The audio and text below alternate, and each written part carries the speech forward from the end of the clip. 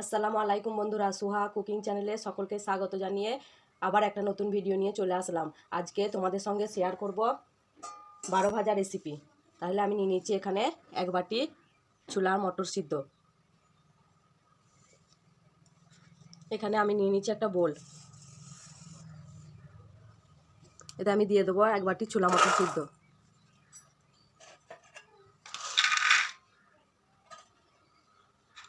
এর সঙ্গে দিয়ে দেবো অল্প পরিমাণে কাঁচা ছোলা।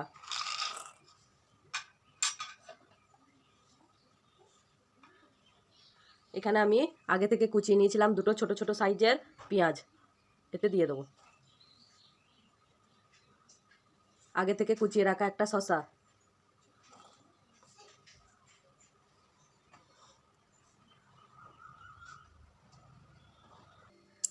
এইবারে আমি দিয়ে দেবো 2 চামচ আদা কুচি। এবারে আমি দিয়ে দেবো 2 চামচ রসুন কুচি।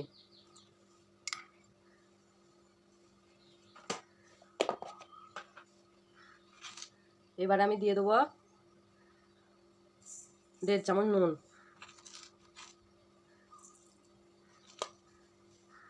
হ্যাঁ বন্ধুরা, বলতে ভুলেই গিয়েছিলাম, যখন আমি ছোলা মটরটা সিদ্ধ করেছি তখন নুন হলুদ দিয়ে আমি সিদ্ধ করে নিচ্ছি। এবারে আমি দিয়ে দেবো 3 চামচ মতো কুসুম বীজ, চা চামচের 3 চামচ কুসুম বীজ। এখানে দিয়ে দিয়েছি দুটো বড় সাইজের লঙ্কা। আমার কাছে আর লঙ্কা নেই বন্ধুরা, তোমরা যে যেমন ঝাল খাবে সেরকম দিয়ে নেবে। এইবারে আমি দিয়ে দেবো লাল মটর, 3 চামচ লাল মটর, আর 4 চামচ ডালমুড।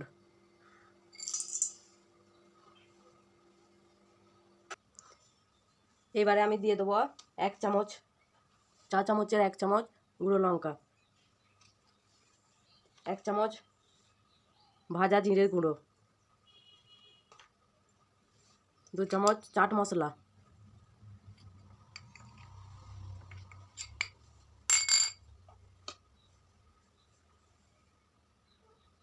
এবার আমি দিয়ে দেবো 1 বাটি চাল ভাজা। আমি নর্মাল চাল আমি ভেজে রেখে দিয়েছিলাম, এটাকে দিয়ে দেবো। এবার দিয়ে দেবো অল্প পরিমাণে ধনেপাতা কুচি। এটাকে ভালো করে আমি আগে মাখিয়ে নেব।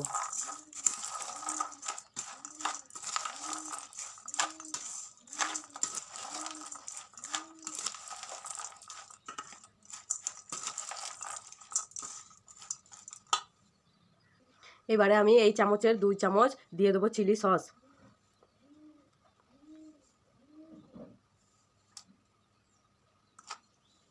এবারে আমি দিয়ে দেবো টমেটো সস।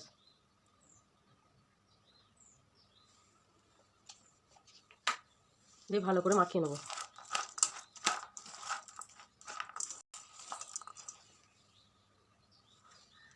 এখানে আমি নিয়ে নিয়েছি এই বাটি তেল, এটাকে আমি দিয়ে দেবো। দিয়ে ভালো করে মাখিয়ে নেব।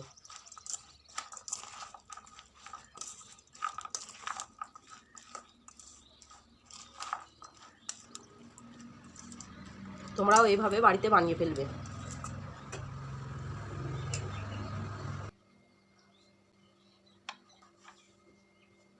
এইভাবে তোমরা বানিয়ে নেবে।